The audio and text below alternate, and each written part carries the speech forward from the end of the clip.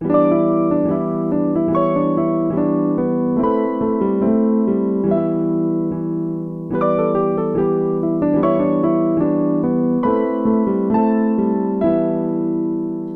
Purcell presents.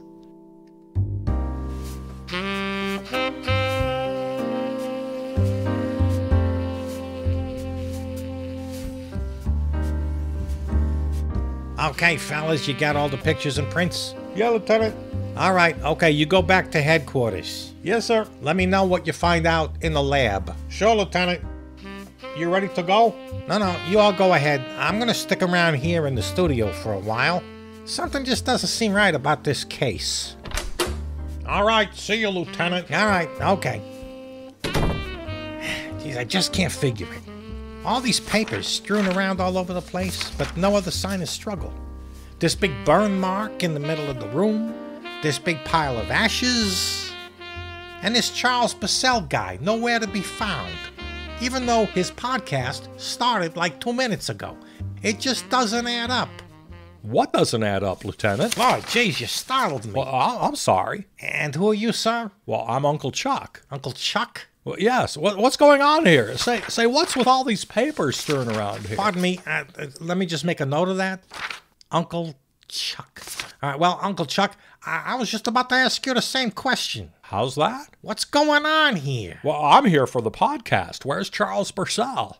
Well, sir, I'm afraid I've got some very bad news for you. You see, sir, I believe your nephew, he is your nephew, correct? Well, yes, Charles Purcell is my nephew. Yes, I thought so. Well, I'm sorry to tell you, sir. I'm afraid your nephew has been murdered. Murdered? Yes, sir, I'm sorry. Well, how? Why? I mean, where is he? I mean, where's the body, sir? Well, yes, it's right there, sir. You're standing right over it. Well, that's just a pile of ashes. Yes, sir. A pile of ashes. Well, you mean to say that... Yes, sir. It appears your nephew, Charles Purcell, was immolated. Burned? Yes, sir. Well, I don't believe it. Hey, Uncle Chuck, where's Charles Purcell? We're late starting the podcast, isn't it?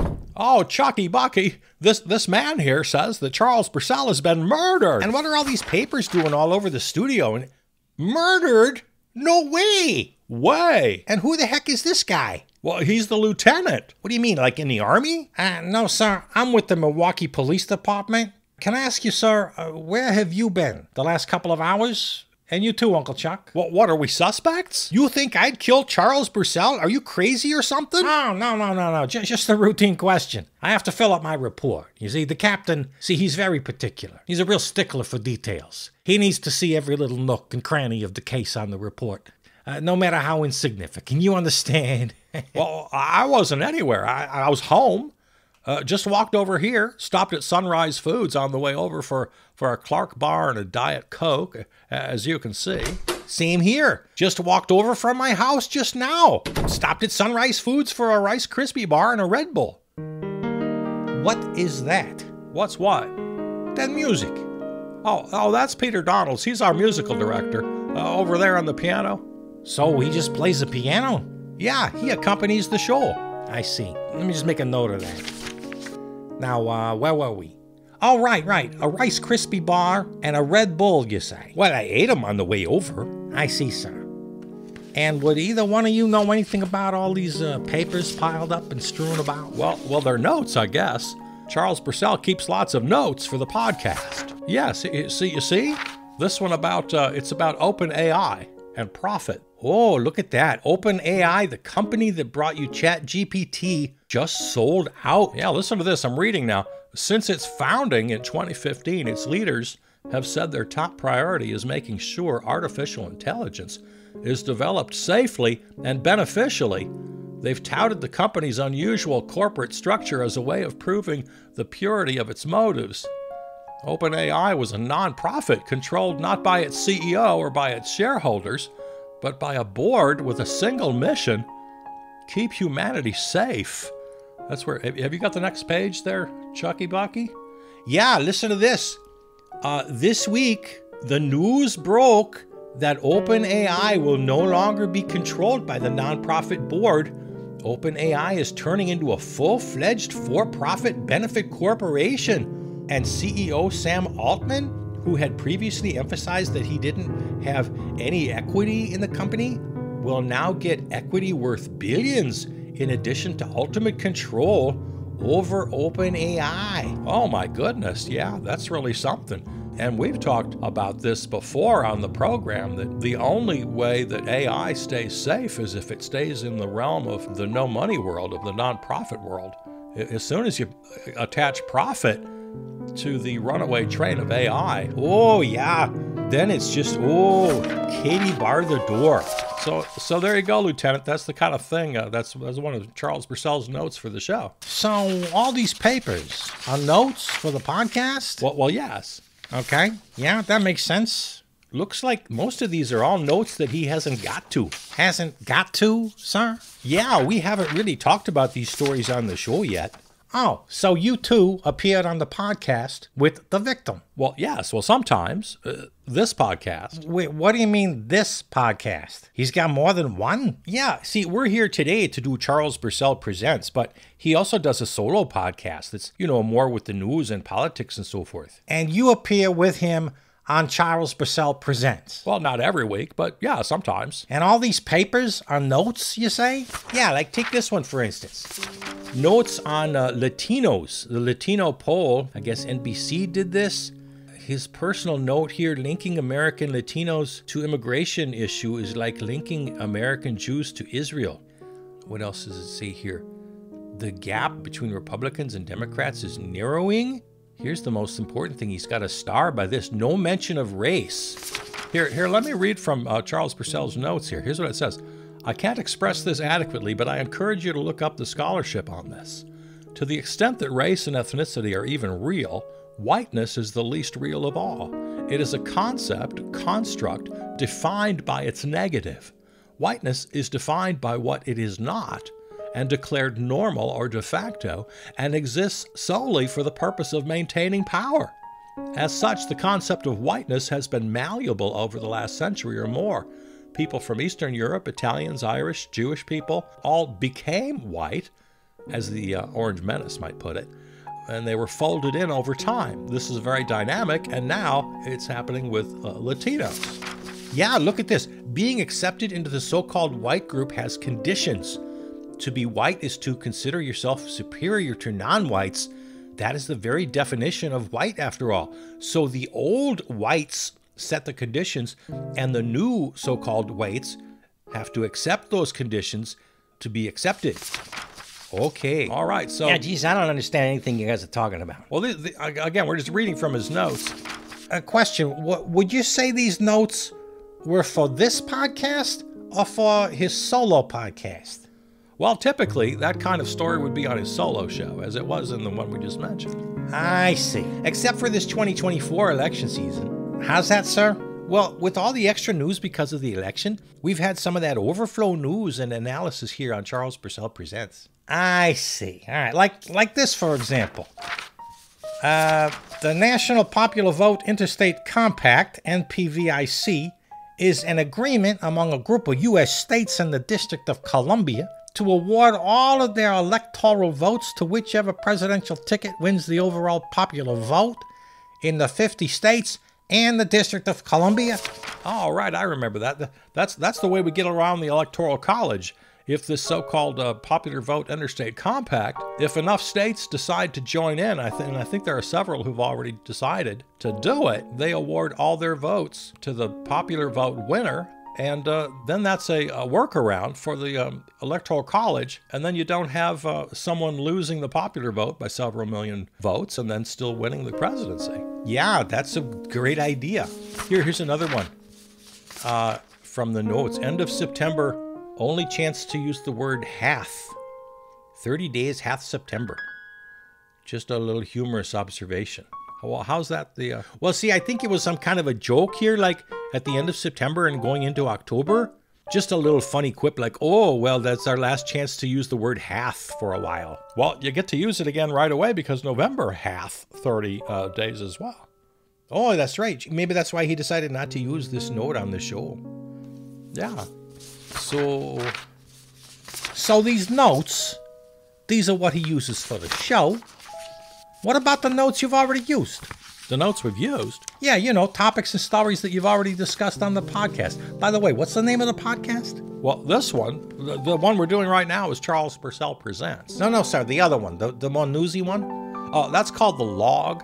The Log. Oh, The Log, no kidding. Oh, yes, of course, The Log. I should have known. My wife, she just loves that show. She listens every week. I tell you, it comes up on her feed, you know, on her phone there. She's a subscriber, you know, and she listens while she takes a walk. She walks on the Oak Leaf Trail every day along the river there. Well, she'll walk and listen and get all those political opinions and whatnot. I can't really follow all the political stuff. It goes right over my head, but, oh, my wife, she loves it. You were saying, Lieutenant? How's that? About the show notes, the papers? All right, forgive me. What was I saying? About the notes that we've used already. Oh, yes, of course. That's right. What happens to the notes you've already used? Well, I don't know exactly. He files them, I suppose, or maybe he just throws them away or recycles them. I don't know.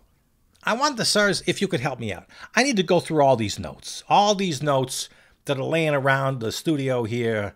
I think they may hold some clues. Clues? Well, I'm not really sure, sir, but I got a hunch. These notes might hold the key we're looking for. Take this one, for example. It's a picture of a sign.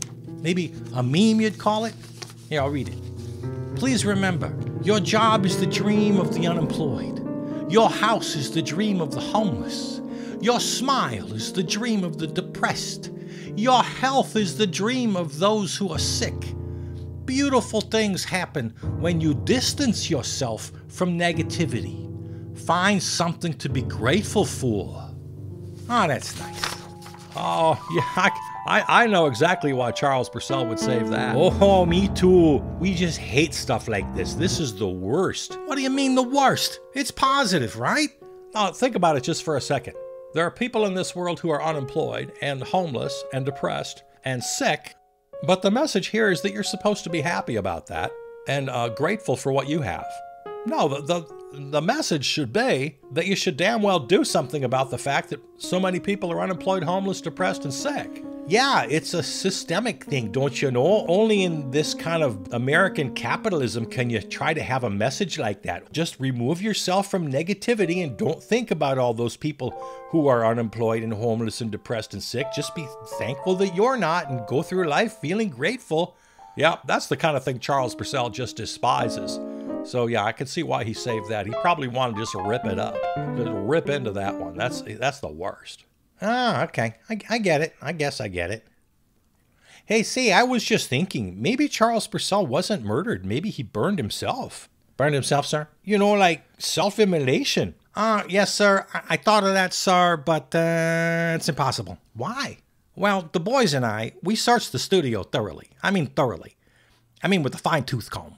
And there was no sign of a match or a lighter anywhere. Oh. Yes, I'm afraid this was a murder. If I could just find a book of matches or a lighter, that would be a tremendous help. And a motive, of course. A motive? Yes, sir, a motive. And I think maybe it could be somewhere here in these papers. Let's keep looking. Oh, here we go. Here's a bunch of pages on Project 2025.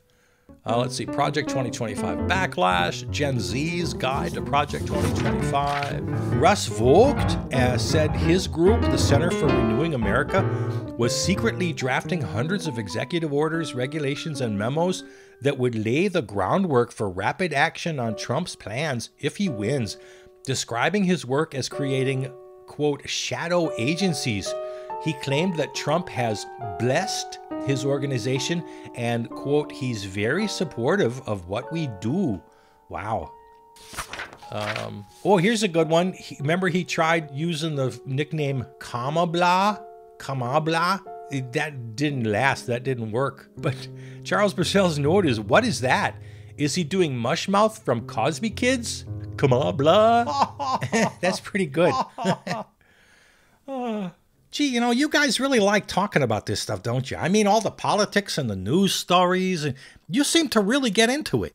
Well, sure, I suppose so. I bet when Charles Purcell was here, I bet he really hogged the mic, I'll bet. Didn't give you guys much of a chance. No, he didn't do that. I wouldn't blame you if you were a little jealous. Like, you've got important things to say, valid points, good analysis. Who's he to take all the spotlight, right? Well, no, not at all. Maybe it'd be nice to have Charles Purcell out of the way. That's not true. I'm just saying. Say, what is this, the third degree? Relax, fellas. I didn't mean to upset you. I'm sorry. Let's look at another story. How about this one? Tabula rasa. How ridiculous our system sounds if we're starting from a blank slate. All right, like this ridiculously complex financial system we have and taxes. And if you just dreamed it up out of the blue from a blank slate, people look at you like you're crazy. Whoa, they sure would. Here's one. How we know there's no such thing as time travel.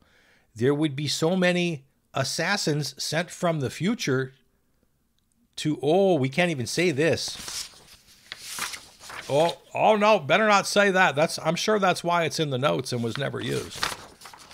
Here's just a note, whole body deodorant. Oh, yeah, that whole body deodorant thing. Oh, remember way back in the day when we were just little kids and they invented the term halitosis? Yeah, the halitosis is not like a medical term. It's a Madison Avenue marketing advertising term they just made up out of nowhere. Halitosis, bad breath. And now they're doing that with, like, your whole body stinks. You got to have deodorant not just under your arms, but you got to have it under your boobs and down on your hoo-ha. And, whole body deodorant. Yeah, what a thing that is these days. Here's one. Beetlejuice sucks. Good for Charles Purcell. I agree. I'll never understand the big appeal about Beetlejuice. The original movie was horrible. I didn't see the what do you call it? The sequel? Yeah, I didn't see that. But, here, this is good. People who pull it right out of their ass and con people into thinking they're geniuses. He's got a list. Rick Rubin, Oprah, Jordan Peterson, the Dalai Lama, Alan Watts, and Carl Jung. That's pretty good. Yeah, I like that. Hey, listen to this. Okay, listen to this note from the same page. I Googled, who's the British comedian who thinks he's so smart?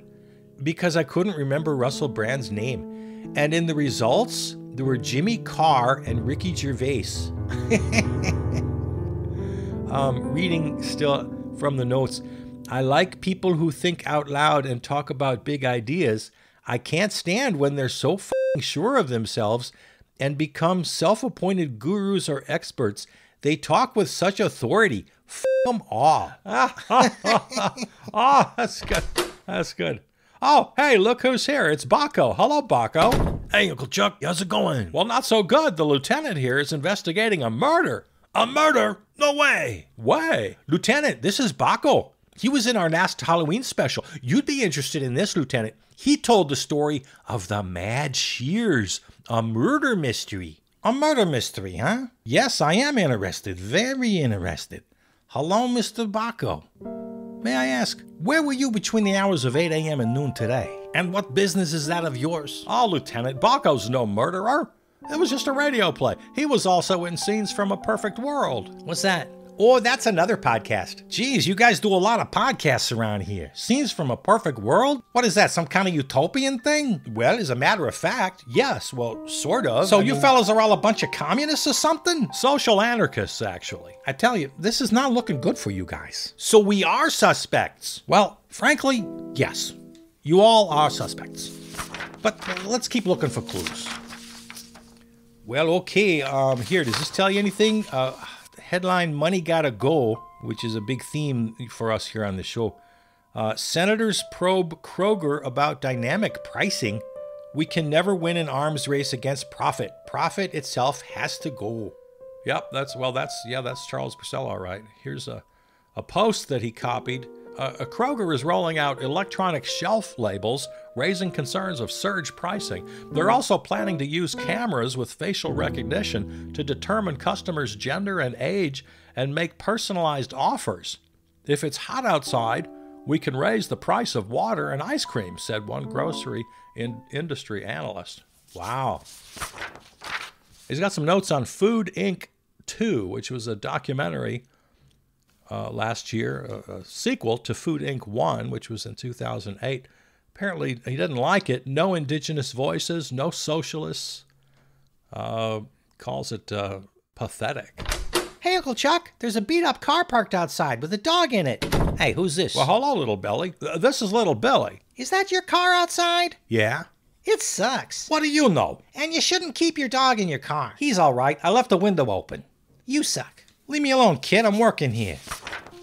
So, Mr. Baco. Baco, is it? Hey, Baco. So, I couldn't help but detect a slight accent. Where you from? I'm from South Milwaukee. What's it to you? Can I see your papers? See my papers? Are you serious, man? Say, you have no right to ask him for papers. Hey, man, I've got some papers if you need some. Chaz. Hey, Chaz. Who's this? Well, this is Chaz, our technical director. Geez, you wouldn't think it took so many people to put over one little podcast. Who's the little dude? Well, this is the lieutenant. He's a detective investigating a murder. Murder? No way. Way? Dude, that's a bummer. So did I hear you say you need some papers there, Sam Spade? Here you go. I always got some papers to spare. Thanks. Time for some 420 activities, no doubt. I'll bet you carry a lighter, too. Sure, man. Nothing illegal about that, Columbo. Well, now that all depends. How about you, Chucky Pucky? How about what? Do you carry a lighter? No, I'm more of a gummy man myself. What about you there, Uncle Chuck? Carry a lighter? Not since I snuffed out my last Pall Mall in 1973. So, what are you guys doing? Well, we're looking through these notes here to see if we can find any clues about the murder. Oh, okay. Let's see, how about this? Missouri and Arizona are the latest states that will allow voters to decide in November whether to add abortion protections to their state constitutions. If the proposed amendments pass, both states would legalize abortion until around 24 weeks, which is generally recognized as the point of fetal viability. Nearly every abortion, with the exception of medical emergencies, has been illegal in Missouri since June of 22. In Arizona, the law bans abortions after 15 weeks and includes exceptions for medical emergencies. The two states join 6 others with similar ballot measures in the upcoming election: Colorado, Florida, Maryland, Nevada, New York, and South Dakota. That should be interesting. Oh, hey, guys, check this out. I found a printout here of one of those interactive electoral maps. And according to this one, Harris wins all the swing states and winds up winning 366 to 172. Kind of a blowout. That's interesting. I wonder how this got into the notes there. Is this Charles Purcell's prediction? Or maybe just some wishful thinking there. So, yeah. Oh, okay. So I see. She's got all these swing states. 366 to 172 electoral win. That's a landslide. So, Chaz, you got a lot of fascinating studio gear. What is this? Hey, Philip Marlowe, don't touch the faders. Fascinating. Really fascinating. What do you call this? It's a mixer, man. You know, I've seen one of these in the movies. In that Beatles documentary, my wife took me to see it. She loved that Beatles documentary, and they had a machine just like this one. I told you, man, don't touch the faders. Oh, is that what you call these? Faders? It's just fascinating. Seriously, man, you can't be doing that. Oh, I'm sorry. I'm sorry, really. Chaz, I'm sorry. I guess I just got kind of excited. Yeah, man. You are such a loser. Shut up, kid. I can have you tried as an adult. Hey, how about this one? Hottest day ever. Well, which one? We've had several of those. Well, this is an article from, let's see. Associated Press, July. This is way back in July. Driven by oceans that won't cool down in unseasonably warm Antarctica and worsening climate change, Earth's record hot streak dialed up this week, making Sunday, then Monday, the hottest days humans have measured, according to the European Climate Service. Oh, yeah, I remember when that happened. We had the hottest day ever. And then, like, the very next day, it was the hottest day ever. Yep. So I don't know if that's a clue of anything, but it's in the notes. And then another one, climate-related here, got an article printed out here about air quality. Says raging wildfires are burning across parts of the western U.S. and Canada, pushing thousands of people to flee their homes and forcing Canada to call up the military to help.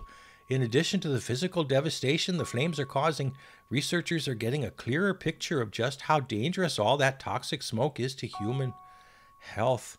Oh, goodness. When is that one from? Oh, that's from the same time there, July 26th of this year. Sure. Well, remember last year, when was it? Not that long ago when the smoke from the Canadian fires descended right here in Milwaukee. We had the worst air quality on the whole dang planet for a day or two there. Remember that? Sure. Oh, man, that was bad. Come on now, Lieutenant. Why have you got us going through all these papers anyway? Well, sir, after going through these notes, I noticed a pattern. All of these news stories are at least a couple weeks old, some of them much older than that.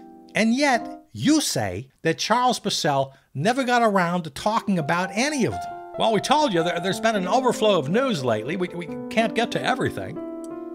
Yes, sir, you did tell me that, and I appreciate your situation. But I have to ask myself, why? Why would he save these old stories? Because he didn't want to let them go. He wanted to talk about them before it was too late. Maybe all in one show, Wipe the slate clean.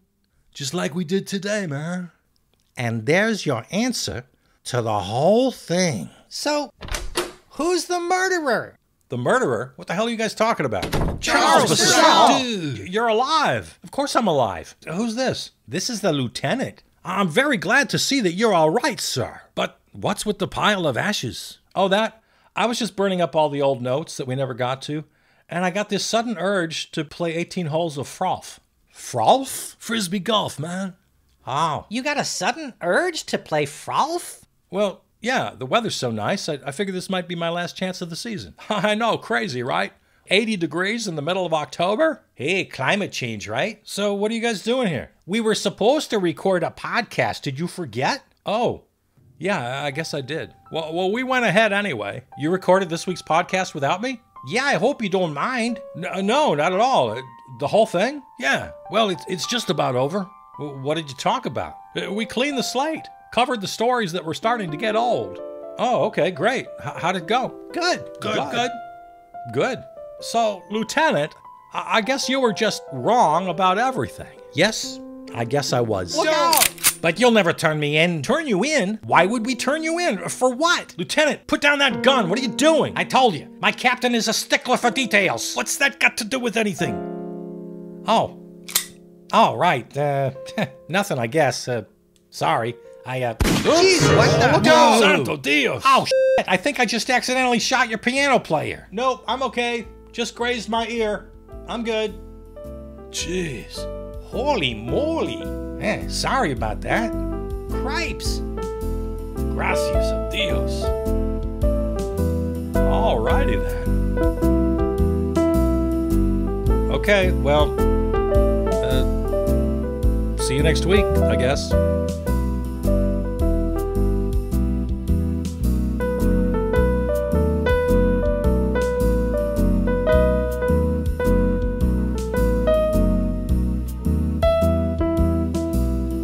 This episode of Charles Purcell Presents is available right now wherever you find your podcasts, or go to the website charlespurcell.com for the full archive and all the other series in the podcast family.